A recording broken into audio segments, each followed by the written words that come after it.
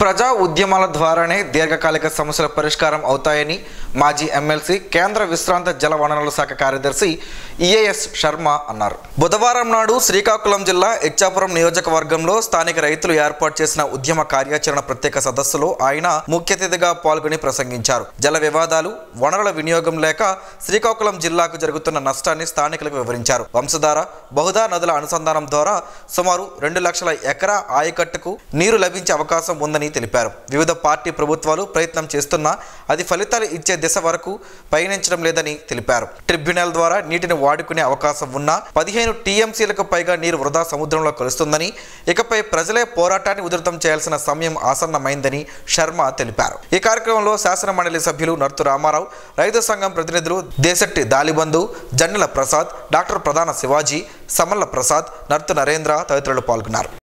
మన 1,50,000 ఎకరాల సాగునీరు సముద్రంలో ప్రతి వర్షాకాలం పోతుంది వ్యర్థంగానం. ఇది మనకి నేరేటివ్ ప్రాజెక్టులో రావాలి. నేరేటివ్ ప్రాజెక్ట్ అంటే ఏమిటది?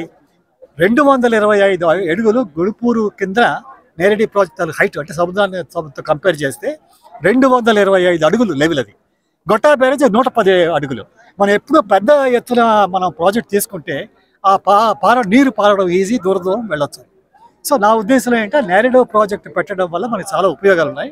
ఆ లోటు లిఫ్ట్ ఇరిగేషన్ ప్రాజెక్ట్ వల్ల తీరదు. ఏ ప్రాజెక్ట్ ఇప్పుడు టీడీపీ టైంలో ఏం చేశారు?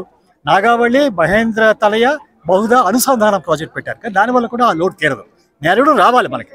వస్తే ఆ 1,50,000 కోట్ల రూపాయలు ఆ సాగు నీటి ఇది మనకి ఉపయోగించుకోవచ్చు. దీనికి నా ఉద్దేశంలో సుప్రీంకోర్టు 1,50,000 ఎకరాలు సాగు, 1,50,000 ఆల్మోస్ట్ 2,60,000 ఉంటుంది. సో దీనికి ఏమైంది? ఈరోజు సుప్రీంకోర్టులో వాయిదాలు పడుతున్నాయి. మరి వాయిదాలు పడితే లాయర్లకి ఫీజు తప్ప ఎవరికి లాభం లేదు.